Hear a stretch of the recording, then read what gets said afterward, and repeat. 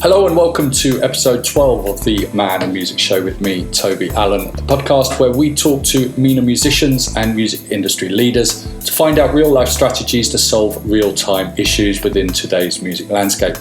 This week I had the pleasure of chatting with Bashar Murad, an amazing Palestinian artist that we're currently helping with his PR. I hope you enjoy the show.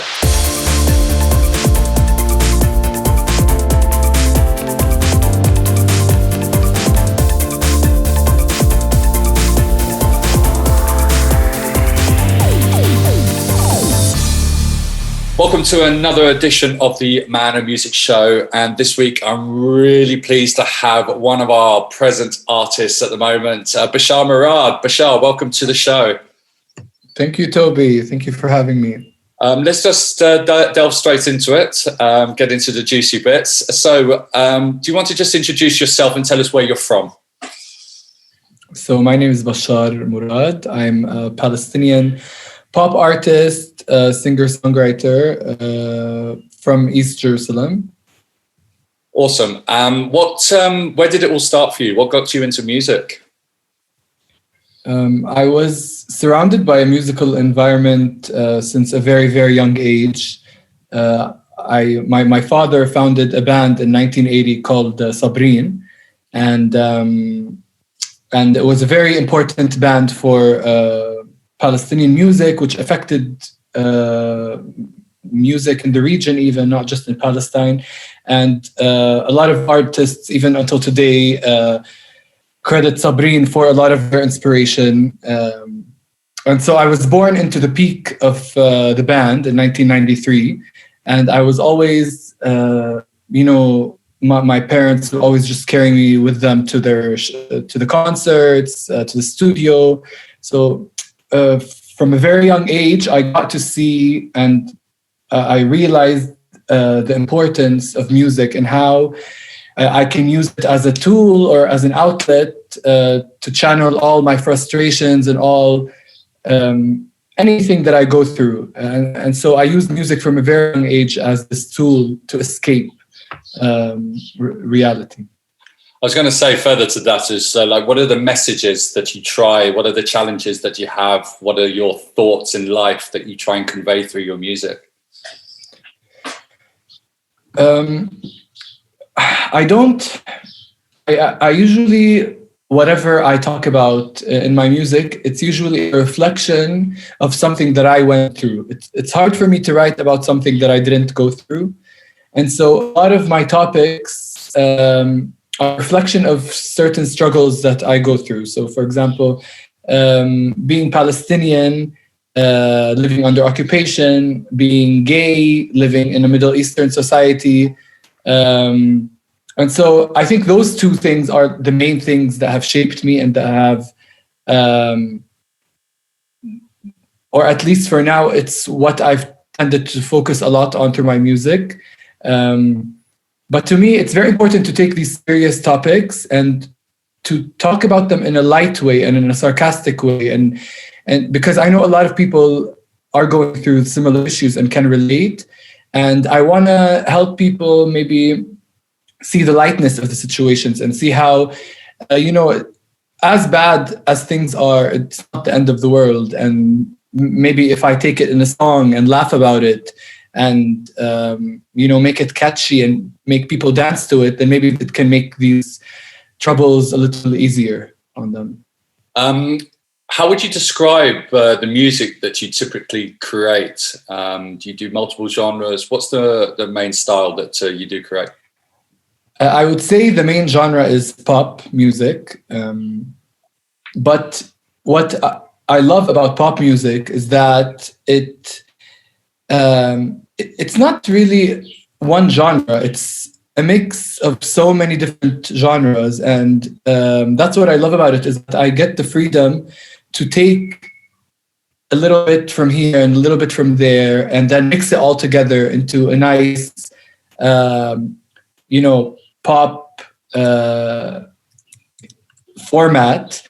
But it's just, this is what I love about it, is that I can just take whatever I want and piece it together. So like in my music, I like to, have elements from my own culture, like Oriental instruments or sounds, but then also to take sounds from rock or jazz or like even top 40 pop and mix it all together. And I love that freedom. I love to have that freedom. I was going to say, what's your creative process? So how do you, what makes you, so you've got something that you want to talk about that's bothering you, that you want to share and to make light of.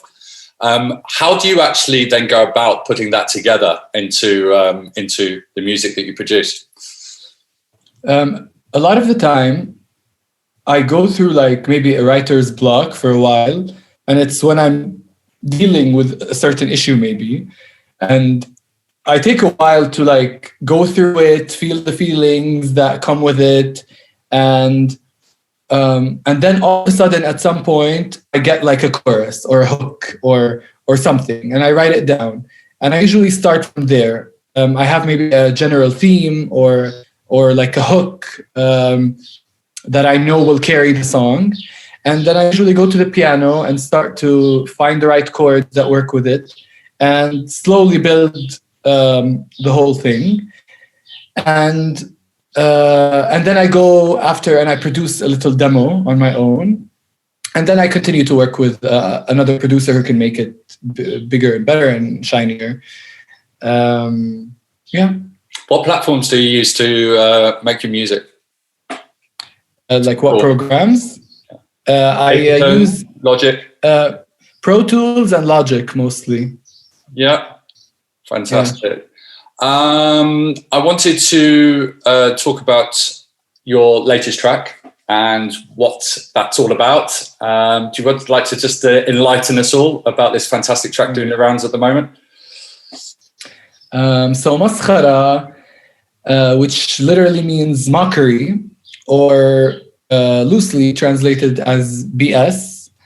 Maskhara, I think, is like the epitome of what I'm trying to say and what I'm trying to do. It like takes, for the past 3 years, I've released songs, and each of them had a certain category. So one of them talked about, the pressure of getting married. One of them talked about the pressure of being gay. One of them talked about the pressure of living under occupation. But I feel like Maskhara takes all of these frustrations and all of these issues and puts them into one song.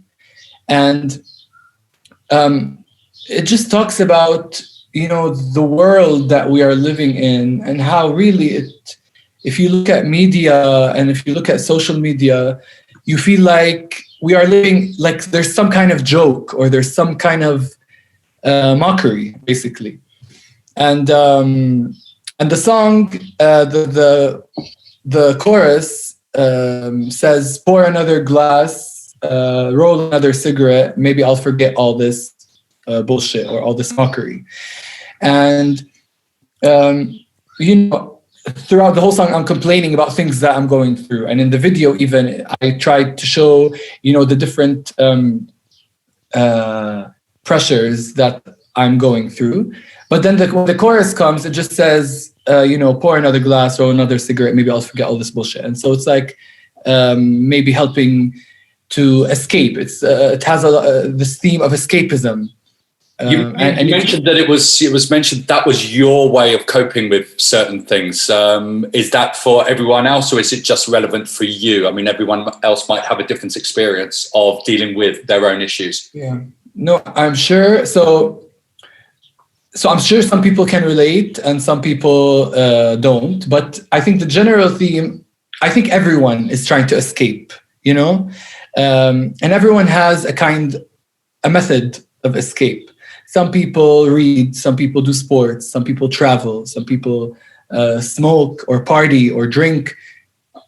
And I'm not here to say that one way is right or one way is wrong, but I'm just trying to find this collective idea that we all share together, that we're all trying to escape, and to show this sentiment that I see, especially within people my age, and here in Palestine, but also all around the world, is that we're all trying to escape.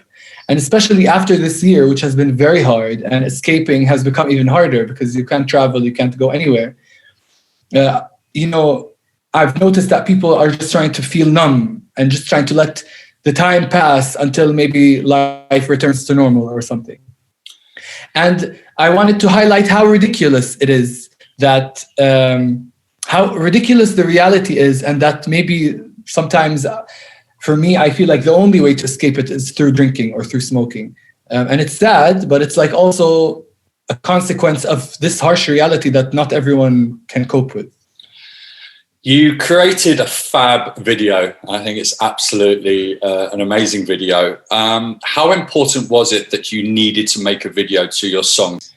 For this song, it was so important because I knew how easily the lyrics could be misconstrued to be that they're just like, let's all get drunk, let's all get messed up and forget about everything. And I wanted in the video, I wanted to justify why I went with such extreme, I don't know if they're extreme, but to me, they feel like they're, maybe to some people, they are extreme. And why, and I wanted in the video to reflect that no, just because I'm drinking and smoking, it doesn't mean that I've given up or that I'm not fighting. But it just, it says that, we all need this break in order to come back strong and to fight and to, speak up. And yeah. Who did you create the video with? And again, I just wanted to touch base on that process for anyone thinking about making a music video, who you worked with and how did it come together? So I wrote the song 3 years ago, and it kept getting postponed for many reasons. But that also meant that I got 3 years to think about the video and to visualize it in my head before working on it, before actually filming it. And so for the past 3 years, the whole video has been in my head and it came in pieces. But so I directed the video and I wrote the treatment. But I worked with a lot of different people to make it a reality. I worked with the DOP, who is called Mash'al Awasmi, who is from East Jerusalem as well. And the rest of the team were also Palestinian people that I've worked with before. And the editing was actually done in Iceland with some, people that I met through my collaboration with the Icelandic band Hatari. And so it was like a Palestinian, Icelandic, and then the video was funded and brought by Pop Arabia, who's a record label based in Abu Dhabi that I just signed with. And this is our first release together. So yeah, it was like an international production. And I'm really happy it turned out the way it did. Awesome. Did you put mood boards together? Did you write those down, or how did it look? Because you're very representative in the video. Yeah. Like you were talking about the watermelons and it represents the colors of the Palestinian flag. Yes. How did you get those images in your head down? They sort of all like came in pieces. Like I always knew I wanted, so I had the treatment written down. Like I went, each part of the song, I split each part. I started with like the intro, then the verse one, then pre-chorus, chorus, etc. And for each part, I wrote down what I saw. And for each line, exactly, I had like an idea exactly what I wanted to show.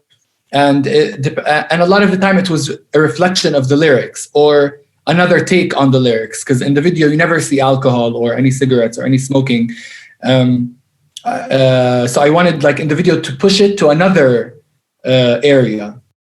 After this process of like writing everything down, I started to work with or to talk to different people about what I wanted to do. From the beginning, I talked to the people who did the editing and the special effects and all that stuff, because I wanted to have it prepared for them and to figure out exactly what they need. Started talking to DOPs, to makeup artists who could also reflect some things that I wanted in the video. From the beginning, I knew I wanted pink to be a theme. I had this idea that I wanted the video to sort of be at some parts very bland, and then the pink to be the only thing that's like popping out, and I had the idea of like this pink camouflage, and it alludes to pinkwashing, the idea of pinkwashing, and how a lot of the time there's this idea of pinkwashing that Israel is the only gay-friendly country in the Middle East, and that all Palestinians escape to Israel, and that you can't be gay in Palestine, and that all of this stuff. And I wanted this video to be like an answer to that statement and that like generalization, which may have some truth to it, but it's not a blanket, statement. And I had the idea of like the watermelon, and I wanted to show symbols of Palestine, but not to be too aggressive.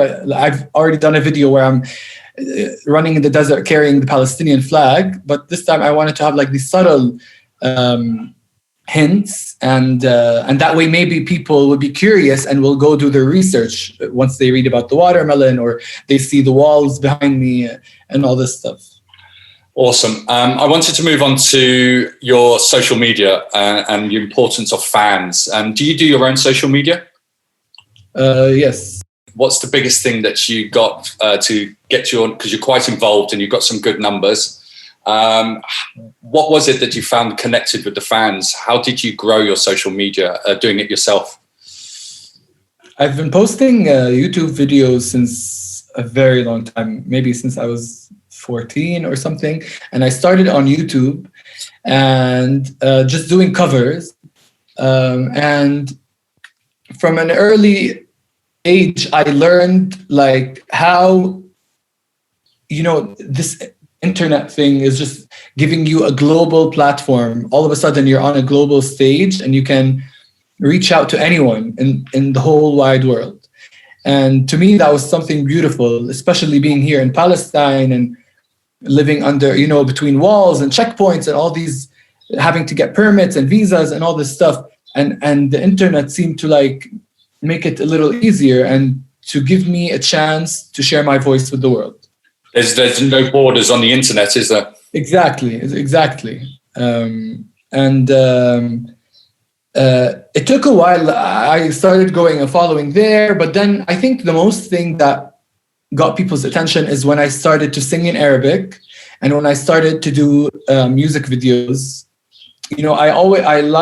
I love working on a visual for a song, because to me, when I write a song, I start to immediately think about what it looks like at the same time. And so I felt like I was one of the only people here in Palestine doing these kinds of videos and really going all out in terms of production, fashion, collaborating with other artists, storylines, and also talking about, things that no one else is talking about. And I think that's when I started to see a change on social media once I really took care of the visual. Because the world has changed so much, and people have, they have such a short attention span now. Like TikTok videos, the maximum length is 60 seconds, but most of them are 10 seconds. So people need something to see and to latch onto with the music. It's very pertinent about how important content is. I was on a webinar with the guys at Facebook and their music department, and they were saying that the 18 to 24-year-olds, you have half a second to grab their attention, and for anyone over, you have about a second. So it's very important that I think you listen 50% of the time with your eyes, and the importance of content. What would you say to your fans if you were asked to give one message to your fans? What would you say to them? I would say thank you for everyone who's supporting me, really. Especially with Maskhara, like the support has been beautiful. I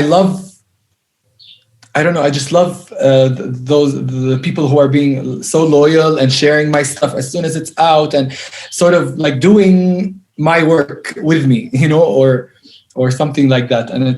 And I really appreciate their support, because I don't know how, it's very hard for someone to keep going in this field if you don't feel like you're getting support. And you don't feel like you're connecting with people, and especially after doing it for a long time. And so, of course, I'm doing it for me because I love music and I love to sing. But it's just really, it's very hard, especially in this year, living here in this complex place. It's very hard to stick to it and to take a risk and to feel like it's going to work. And the fans and the people who are supporting are the ones who, give me this feeling of security or safety. I feel like it's like Team Bashar. You're connected to your fans. It's not just by yourself. It's you're doing this journey. Exactly. And maybe you're the voice, but everyone feels connected to what you're trying to do and the message that you're trying to convey, and understands what you're trying to, what you're singing about. What's the best advice that you've ever been given? A lot of, I don't know, but one thing is don't listen to what anyone says. That's one of them. It's a hard question. If you were to give any bit of advice to an up-and-coming musician, what would you say? I would say you need to have an understanding, or you need to have an idea of what is your vision and what are you trying to say. And everything you do needs to work in service of that vision.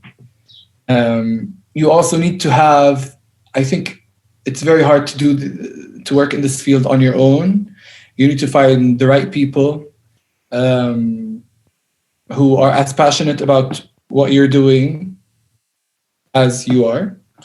And I think also learn a little bit of everything. Get into video, get into audio production, get into marketing, get into branding. And that way you don't always have to depend on others and to depend on a label to sign you. And you can do a lot on your own. I think that's very important. Got a couple of fun questions for you. What songs do you sing in the shower? What songs? It depends. I go through phases. Every week I'm obsessed with an album or something. Right now I'm obsessed with a song called African Sun by a singer called Naika. It's a beautiful song, which I found on a playlist called Global X on Spotify, which Maskhara is featured on. Excellent. Yeah. Also, it just varies. Each time I go through a different phase, I would say. What would you change about the current Mina music industry if you had a magic wand?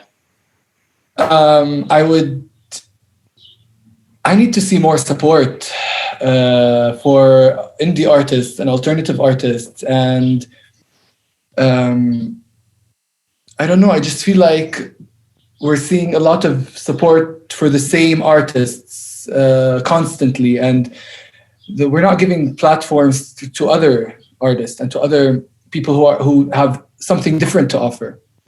I think that's something that I need. And I would get rid of the commercial music. Not get rid of it, but we've been hearing the same music and same artists for the past 30 years. And I need something different. I need people to be more innovative in music and to do things that, cross over genres and do things that no one else has done. Fantastic. What's next for you, Bashar? So right now, I'm finishing up my first EP with Pop Arabia called also Maskhara. It will have 4 tracks, and we're hoping to release it by the middle of next year. And so that's my main focus. And of course, now working on promoting Maskhara and getting it to at least millions of views. I would like to say thank you very, very much. Where can they find you and your music? So my music is available on all streaming platforms, YouTube Music, Spotify, Deezer, and Rami, Apple Music, and also the video is on YouTube. So For anyone who's listening, please go watch it. What handles can they find you at? Social handles? So Instagram, Bashar Murad Official. TikTok also Bashar Murad Official. YouTube, Bashar Murad. And those are the most important ones, I think. Is there anything that you would like to say just to round this off? I would just say thank you for having me and giving me this platform to talk about my music. And go stream and watch Maskhara. And share. Thank you very much, Bashar, for your time. It's great having you on board. Wish you all the Thank you, success. Toby. That's all for today's episode of the Man and Music Show. Thank you for listening, and I hope you got a lot of valuable information from it. If you liked this episode, then please make sure you subscribe to the show on iTunes, and if you could leave a review, it really helps with the growth of the podcast. Lastly, if you're a musician or music producer and want to join the region's thriving online music community and learning hub, then head on over to our Lab Musica Facebook page. Until next time, take care, keep safe.